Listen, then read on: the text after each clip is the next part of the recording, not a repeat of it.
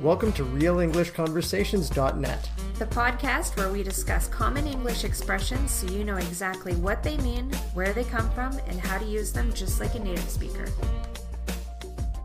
Hello, everybody, and welcome to another edition of the Expressions podcast on RealEnglishConversations.net. My name is Curtis, and with me is the lovely and talented Amy. Hi, Amy. Hi, how are you doing today, Curtis? I'm doing excellent. Awesome. What are we going to talk about today? Well, we've got three expressions that we're going to go over today. It costs an arm and a leg, a basket case or a nut job, and to draw a blank. So our first one, it costs an arm and a leg.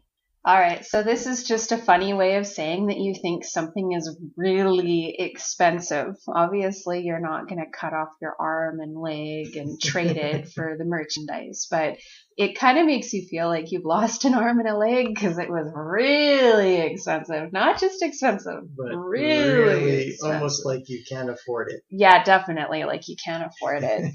Like, for example, I really want to go to this concert.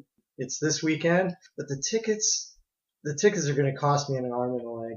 Yeah, so it's just one of those things where you want to go, but you're not really sure if you're going to be able to afford to go, so you decide not to. So let's just pretend I just got back from taking my car to the mechanic, and it cost an arm and a leg. Yeah, maybe it was like a big repair, like the fuel pump or something, $900. You're like, oh, that's half my paycheck. I can't afford this. It cost me an arm and a leg. And how else might we hear this? Well, say I went out on the town. Oh, on the town. Went out the town with my buddies, right? I had a weekend with my buddies. Yeah. And spent a lot of money, right? So that weekend just cost me an arm and a leg. Yeah, because the drinks at the bar, they're really expensive and everybody's buying each other drinks, you know. They're meeting girls and they're spending money on the drinks. Drinks for the ladies. And yeah, definitely. Our next example is basket case or nut job.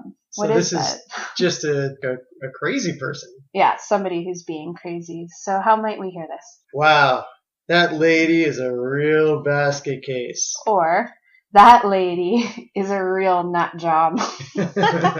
So we're just, instead of saying crazy person, that lady was a crazy person, we're just using basket case or nut job. So what's another example?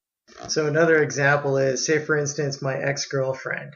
Right? She keeps calling me over and over and over again. What a nut job.